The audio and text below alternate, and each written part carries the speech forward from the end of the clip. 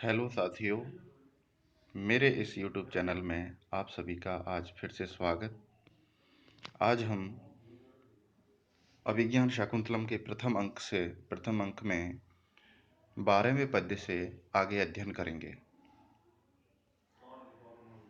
तो 12वां पद्य है जिसका प्रसंग इस प्रकार है कि राजा दुष्यंत एक हिरण का पीछा करते हुए शिकार करने के लिए उसके पीछे पीछे जा रहे हैं। सामने आकर के आश्रम के जो ब्रह्मचारी हैं वो राजा को रोकते हैं और राजा से कहते हैं कि यदि आपके किसी कार्य में कोई विघ्न नहीं हो तो आप आश्रम में जाकर के आतिथ्य ग्रहण करें और अपने पराक्रम का अवलोकन करें कि आपके पराक्रम के कारण, आपके शक्ति और भय के कारण जो राक्षस लोग हैं वो हमारे आश्रम में विघ्न उत्पन्न करने की हिम्मत नहीं करते हैं। तो इसी क्रम में यह पद्य है कि रम्यास्तपोधनानां प्रतिहत विघ्नाक्रिया समवलोक्य यास्यसि कियत् भुजो मे रक्षति मौर्वीकिणाङ्कति। तपोधनानां रम्यास्तपोधनानां प्रतिहत विघ्नः क्रिया समवलोक्य।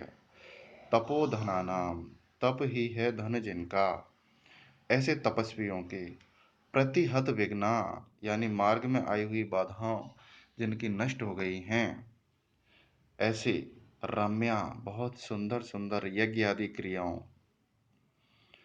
क्रियाओं को समअवलोक्य भली भांति अवलोकन करके, देख करके,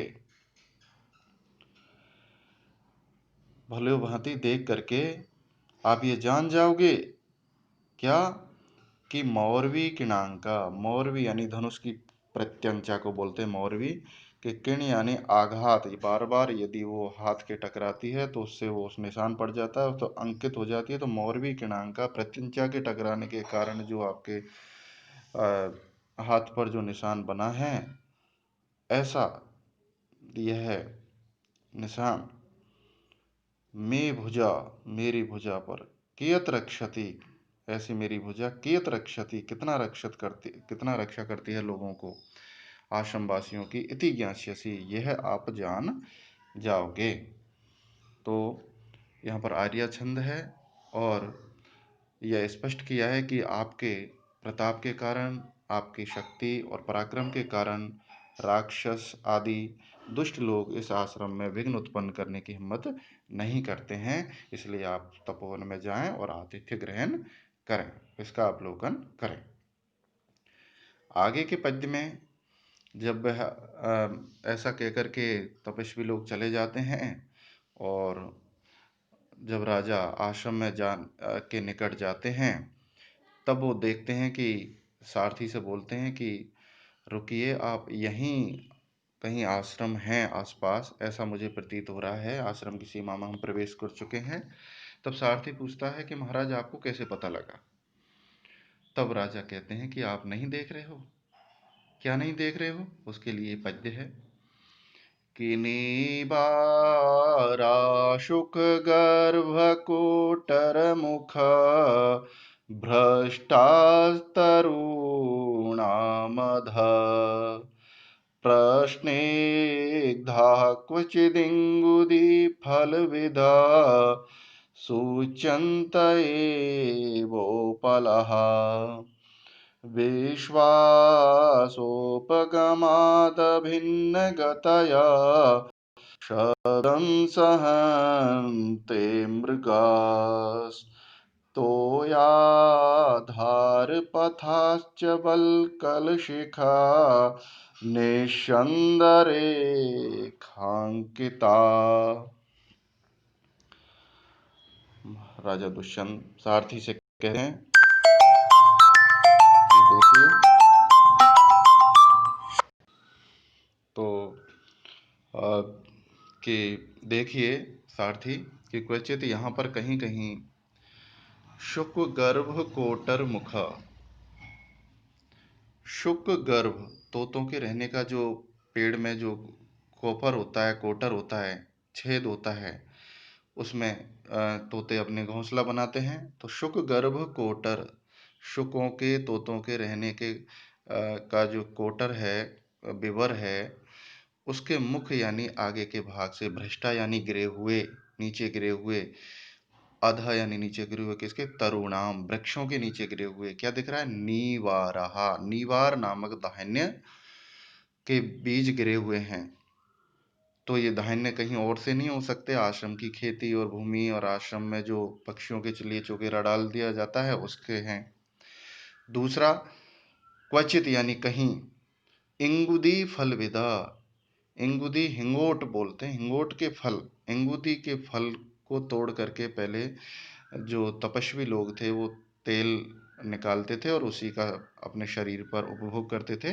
तो इंगुदी फल विदा, इंगुदी के फल को तोड़ने के कारण, क्योंकि वो चिकने होते हैं, ऊपर उनके चिकना रहता है, इसलिए प्रश्निग्धा, चिकने, उपला, ये जो पत्थर हैं, ये सूच्यंत व सूचित कर ही रहे हैं कि इंगुदी फल विदा, इंगुदी के फल को तोड़ने से प्रस्निग्धा, चिकने हुए, एव यानी ही उपला सूच्यंत, ये सूचित कर रहे हैं, ये बता ही रहे हैं कि इंगुदी के फल को तोड़ने के लिए और कोई तो आएगा नहीं यहाँ पर, ये तपस्वी लोग ही यहाँ पर तोड़ेंगे।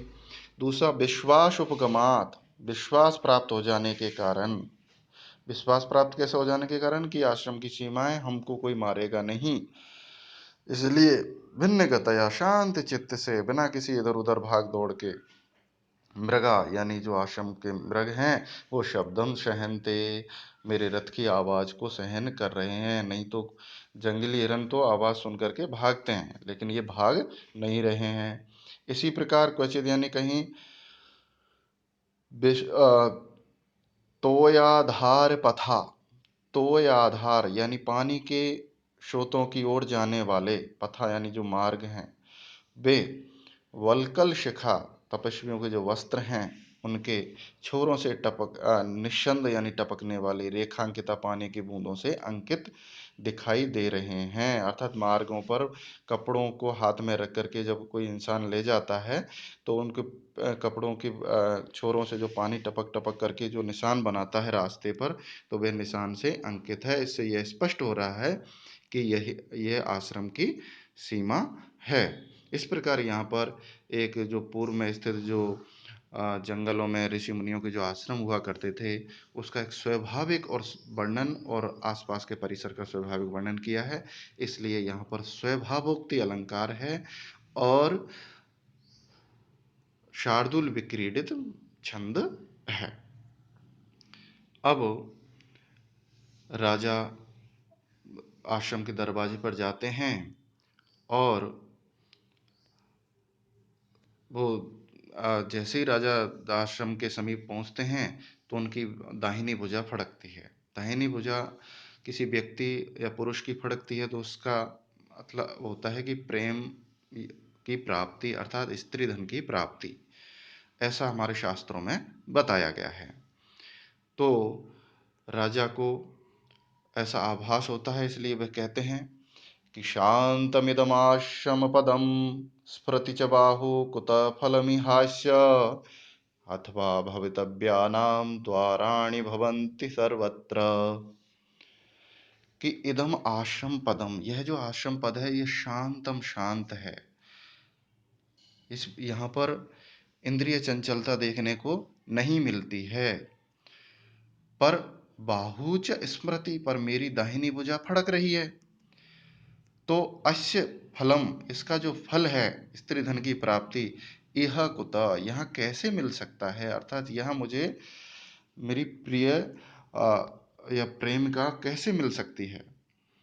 तो राजा अंत में समाहार रूप में कहते हैं अथवा भवितव्यानाम, जो होनी होती है, जो भावी घटनाएं होती हैं, उनके जो द्वाराणी हैं, द्वार हैं, वो सर्वत्र भवंती, सब जगह होते हैं। अर्थात जो भावी घटना है वो घटती ही है, उसको कोई रोक नहीं सकता। जो होनी होती है वह होती ही है। यदि ये यहाँ होगा, यदि इस प्रकार मेरी भुजा फड़क रही है, यदि इसका फल मिलना होगा, हो सकता है मुझे मिल जाए। तो इस प्रकार यहाँ पर जो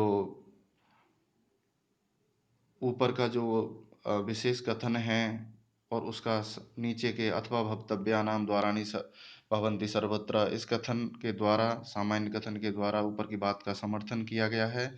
इसलिए यहाँ पर अर्थांतरन्यास अलंकार है और आर्य छंद है। अब जब राजा आश्रम में प्रवेश करते हैं तो वह देखते हैं कि उनके दाईं ओर के वृक्षयुक्त बगीचे में आश्रम की कन्याएं पेड़ पौधों में पानी देती हुई आ रही हैं। तो उनको देख करके, उनके रूप सौंदर्य को देख करके राजा मंत्रमुग्ध हो जाता है और वह आश्चर्य करता है कि ऐसा सौंदर्य, ऐसी सुंदरता मुझे मेरे अंतःपुर यानी रनिवास में, मेरी राजधानी में भी देखने को नहीं मिलती। तब वह उनकी प्रशंसा में मन ही मन कहते हैं कि शुद्धांत दुर्लभमिदं वपुराश्रम वासनो यदि जनस्य दूरीकृतः खलु गुणैरुद्यानलता वनलताभिः। कि ये जो आश्रम पद है, ये शुद्धांत दुर्लभम, शुद्ध अंतःपुर में भी ये जो रूप सौंदर्य है वो दुर्लभ है। इदम बपु, यह ऐसा शरीर जैसा इन कन्याओं का है।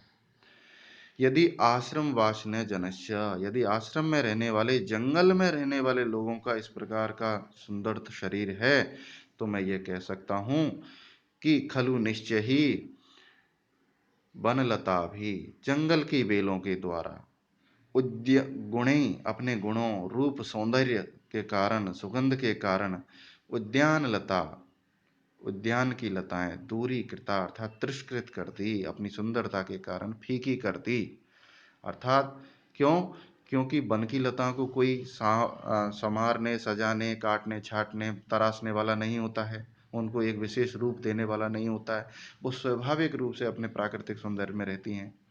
वहीं उद्यान की लताओं को जो उद्यान सेवक होता है, माली होता है, वह उसको बहुत करीने से काट छांट करता है, सजाता है, उनको निश्चित आकार देता है, समय समय पर पानी, खाद आदि भी देता है। ठीक वैसे ही मेरे रनिवास की रानियों पर तरह तरह के सौंदर्य प्रसाधन हैं, उनका वह उपभोग करती हैं, लेकिन फिर भी ऐसा सौंदर्य जो इन कन्याओं का देखने को मिल रहा है वैसा उनका नहीं है। इसलिए मैं यह कथन कह सकता हूँ। इस प्रकार ये हमारे पद्य हुए। इसमें भी आर्य छंद है और आश्रम के जो बालिका हैं उनके सौंदर्य का यहाँ पर प्रशंसा की गई है। इसलिए यह है अप्रस्तुत प्रशंसा अलंकार यहाँ पर देखने को मिलता है। तो आज के लिए इतना ही। आप मेरे YouTube चैनल पर जा कर के अवश्य उसको सब्सक्राइब करें ताकि जैसे ही वीडियो तैयार हो और मैं उसको अपलोड करूं वह सबसे पहले आप तक पहुंचे। धन्यवाद।